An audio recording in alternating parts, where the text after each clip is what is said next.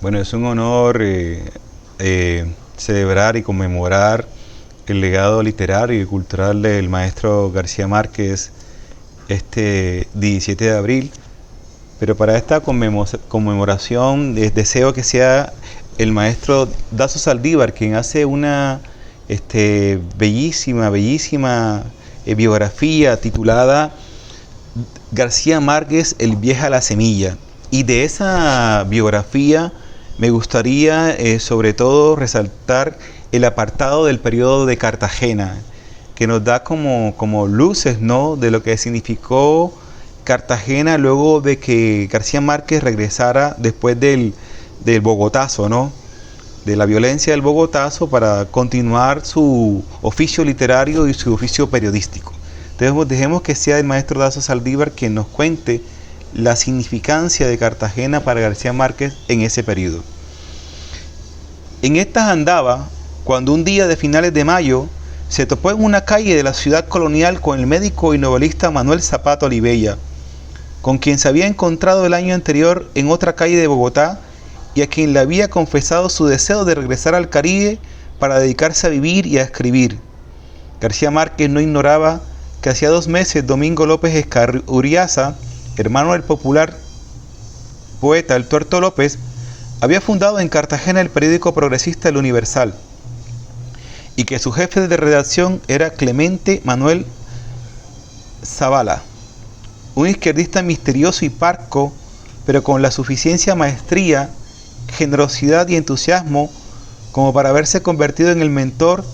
y en la caja de resonancia de los jóvenes periodistas y escritores de la ciudad.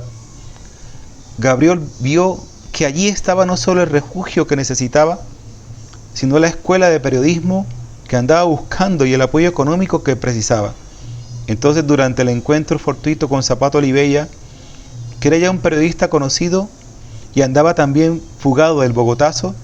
le pidió el favor de que lo presentara ante Clemente Manuel Zavala. Después de un largo diálogo en la redacción, Zavala se quedó entusiasmado con el joven cataquero, con sus cuentos que había leído en el Espectador, sus conocimientos literarios y sus enormes ganas de trabajar en el periodismo. Zavala supo ver de inmediato en García Márquez a uno de los soportes que necesitaba para desarrollar un nuevo periodismo en el recién fundado periódico, de modo que le abrió sin reservas las puertas del periódico y de su amistad. Y el 20 de mayo lo saludó con una nota entusiasta en la que, tras una breve semblanza y la notificación de su reciente ingreso en la Universidad de Cartagena, anunciaba que el estudioso, el escritor, el intelectual, en esta nueva etapa de su carrera, no enmudecerá y expresará en estas columnas todo ese mundo de sugerencias con que cotidianamente impresionan su inquieta imaginación las personas, los hombres y las cosas. Sin embargo, el examen de admisión fue más bien desalentador para el aprendiz de periodista. Clemente Manuel Zavala le pidió que le llevara una primera nota de tema libre, y Gabriel la escribió con la comodidad de su imaginación, su ansia desmedida de poetización y su prosa chispeante. Cuando se la entregó, Manuel Zavala sacó su lápiz rojo y empezó a reescribir la nota en los interlineados.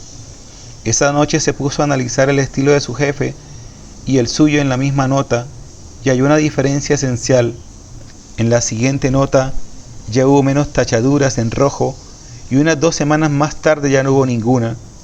A los pocos meses, su estilo y su imaginación se habían impuesto en el periódico de tal manera que el mismo Clemente Manuel Zavala no tardó en comentar que Gabriel no solo llegaría muy lejos como periodista, sino como escritor. De modo que el periodista y el escritor que quería ser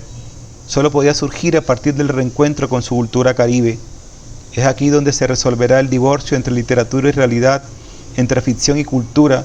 Es en Cartagena y en Barranquilla donde García Márquez logrará algunas de las claves que le permitan integrar literatura y realidad con la facilidad e inmediatez con que el mar entra en la vida de los costeños, y estos en el ámbito de aquel. El primer ambiente va a ser por consiguiente el de la redacción del Universal, el primer espacio va a ser el de la Cartagena colonial, y los primeros cómplices van a ser los amigos con quienes formó el grupo de Cartagena. el citado Clemente Manuel Zavala, Héctor Rojas Erazo y Gustavo Ibarra Merlano. También aquellos que entraban y salían del grupo tenían una relación tangencial con este: Donaldo Boza Erazo, Manuel Zapato Olivella, Ramiro de la Espriella, George Lee Bisbel Cotés y Santander Blanco Cabeza. Un grupo de amigos, de cómplices literarios que acaso va a ser tan importante para García Márquez como el otro grupo de amigos que tendría en Barranquilla al comenzar los años 50. El mismo escritor afirmaría que Zavala fue más importante para él que el mismo Ramón Vinges, el sabio catalán de 100 años de soledad, y uno de los mentores literarios del grupo de Barranquilla. Es probable que así fuera, porque Zavala no solo lo descubrió y lo ayudó a formarse en el periodismo, como lo había hecho Eduardo Salamea Borda en la literatura un año antes, sino que lo influyó con su vasta cultura humanística, literaria y musical a lo largo de una relación cotidiana de casi 3 años. Autor de algunas biografías de caudillos liberales, a Clemente Manuel Zavala se le atribuye el haber sido el primero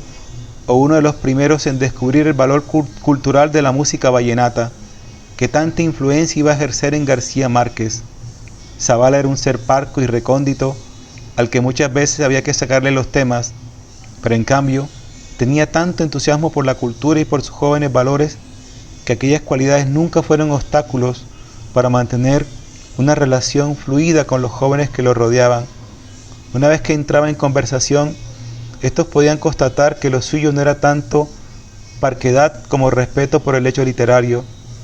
Antes de dedicarse de lleno a labores culturales y periodísticas en Bogotá, Barranquilla y Cartagena, Zavala había formado parte durante los años 20 del grupo político de los Nuevos, al cual pertenecía también Jorge Eliezer Gaitán, inspirado en el entusiasmo de moda de las revoluciones rusa y mexicana. Precisamente,